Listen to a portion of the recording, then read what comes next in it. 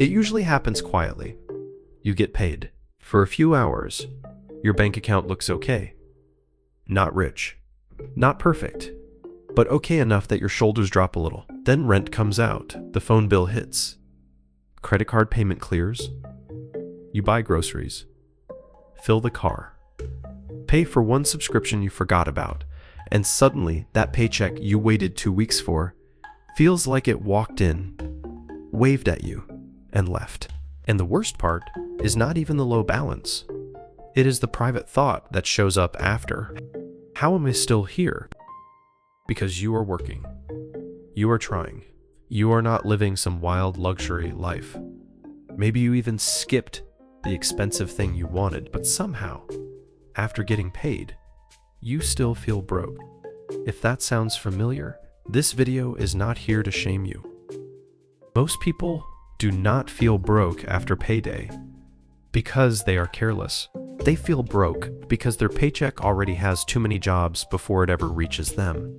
The landlord has a plan for your money. The bank has a plan for your money. Your subscriptions have a plan for your money. Your past purchases have a plan for your money. The question is whether you have one too. So here's the real problem.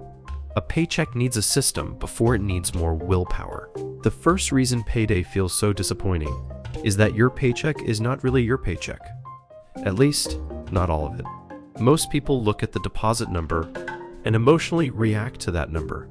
If $2,000 hits the account, it feels like $2,000. But if $1,450 is already spoken for, the real number is not $2,000. The real number is $550. Your brain sees the big deposit and relaxes before the math has finished happening. That is why payday spending is so sneaky. You are not spending based on what is actually free. You are spending based on what temporarily appears available. Imagine this. Someone gets paid on Friday.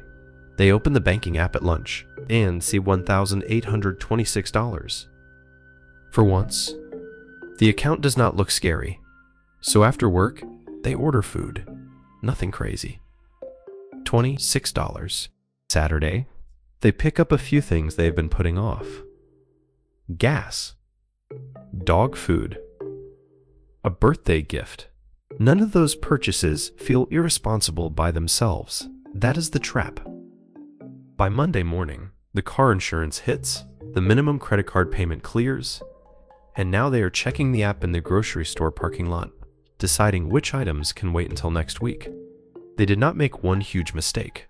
They made normal decisions inside a messy system. That is why the first fix is separation. Your bills money and your spending money should not live in the same emotional room. When everything sits in one checking account, your balance lies to you. Not because the bank is wrong, but because the number does not tell you what is already promised to someone else. A cleaner system is simple.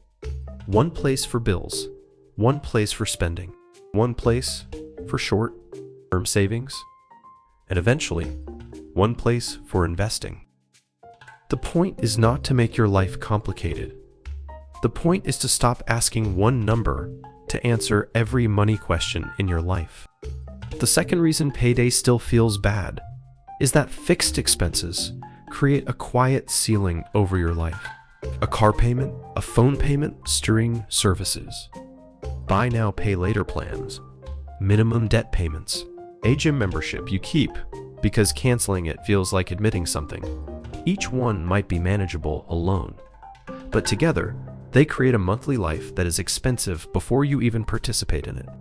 That is why earning more does not always fix the feeling. If every raise turns into a nicer apartment, a better car, more eating out, and another monthly payment, the paycheck grows but the breathing room does not. You are not just trying to earn more money. You are trying to buy back space. Space between your income and your obligations. That space is where calm lives. It is where savings happen. It is where one surprise bill does not ruin the week. So before asking, how do I make more? Ask, how much of my paycheck is already gone before I touch it? That question can feel uncomfortable, but it is useful because once you see the number, you can start changing the system instead of blaming yourself every 2 weeks.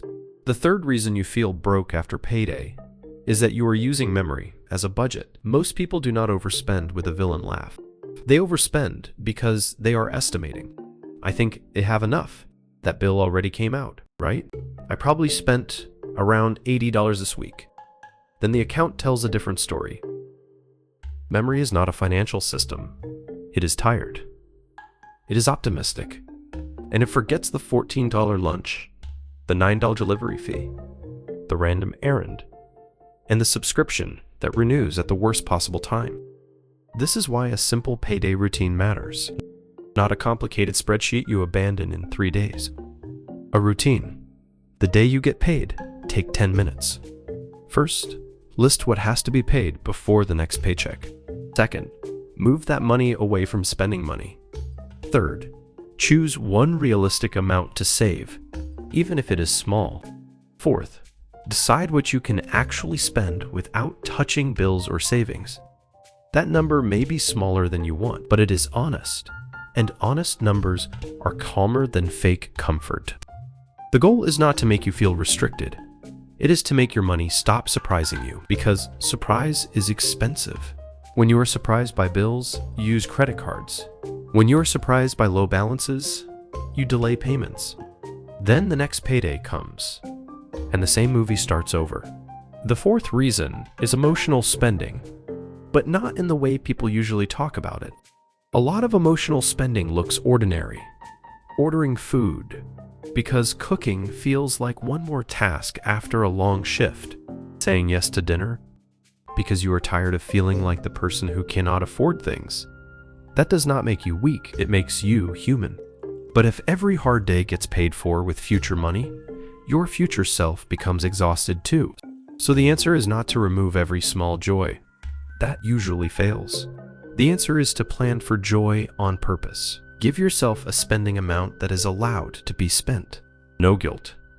No mental math. No pretending you will never want coffee, takeout, hobbies, or a normal life. The fifth reason is that you may be treating saving like whatever is left over. And for most people, there is rarely anything left over. Not because they are terrible with money, because money without a destination finds one. If saving only happens at the end of the pay cycle, it has to survive bills, groceries, boredom, stress, and every tiny decision in between. That is a lot to ask from one leftover dollar. So make saving happen earlier. Even if the amount is small, $20 moved on payday is not magic, but it changes the order. It says, my future gets a line item too, and once the route exists, you can improve it. So if you want a simple starting system, try this on your next payday. Before spending anything, split the paycheck into 4 categories: bills, essentials, safety, life. Bills are the payments with due dates. Essentials are food, gas, transportation, and the basics you need before the next check.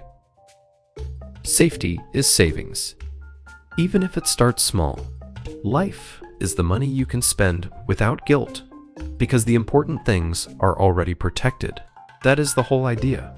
Protect first, spend second. Most people do it backward. They spend from the big number, then hope the important stuff works out. But hope is not a system. And the reason you still feel broke after getting paid may not be that you are failing. It may be that your money is arriving without instructions. So give it instructions, not perfect ones, clear ones. The next time you get paid, do not just ask, how much did I get? How much of this is already promised? Ask, how much can I safely spend? Ask, what small amount can I move toward future me before the week gets noisy? That shift will not make you rich overnight, and it will not erase every hard bill, but it can make payday feel less like a temporary illusion and more like a plan. And once your paycheck has a plan, you stop waiting for money to finally feel different. You start using it differently. That is where your journey to being rich begins.